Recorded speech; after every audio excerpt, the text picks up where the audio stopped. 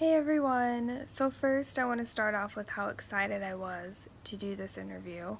I chose my dad because he's been the biggest influence in my life and I really feel that he's impacted me on who I am today. I look up to him as not only my dad but as a leader because he was a police officer for 26 years and for 17 of those years he was a police sergeant. A little background of why he became a police officer was that his childhood was very rough. At 8 years old, he was robbed at knife point for his bicycle. There were always multiple attempts to break into his house.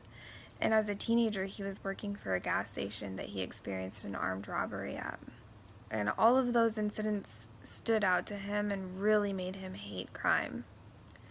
Usually, when people have such a passion for something, there's people who influence that, and I feel that those experiences really impacted him, as well as two people that he mentioned during our interview.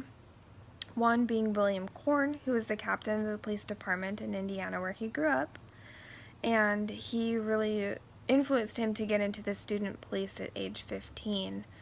And then his father taught him right and wrong, and there's no in between. Now, he was going to school full-time, as well as working full-time at the gas station and part-time at a little restaurant in the town that he grew up in. He still managed to graduate with a 3.0 GPA, and when he tested for the police position, there was 1,500 applicants and only 7 positions open. And he was one of them that got one of those 7 positions. I asked him what kind of setbacks he had while his journey to become a sergeant was happening, and he told me that a lot of his hobbies had to be sacrificed and that he was unable to stay as physically fit as he would have liked to. He made flashcards and studied for a full year before he was comfortable enough to test, but because of that time that he spent testing or studying, he was able to pass the first time. I also wanted to know if, when people looked up to him, if that really motivated him to stay the leader that he was. And he said that motivation really came from his own self, but he did feel rewarded that people looked up to him as a leader, not only my brother and I, but the people that were on his squads, and a lot of the sergeants looked up to him as well. Two of the biggest challenges that he told me of becoming the sergeant and staying a good sergeant were keeping all of his troops safe, as well as himself. He kept them out of trouble, and trouble is a broad word. He defined trouble as being killed, sued, fired. Any disciplinary action all fell into the trouble category. He also couldn't take things as sensitive, which is something that I've learned from him too.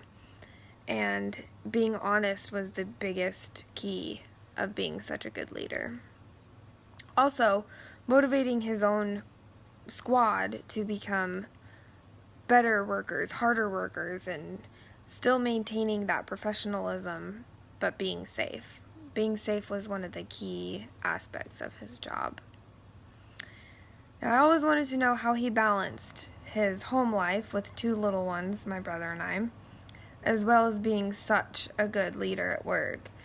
And he told me that it's always been reiterated to me, you leave your work at work and your home at home, and he actually exercised to release a lot of stress before he came home to my brother and I.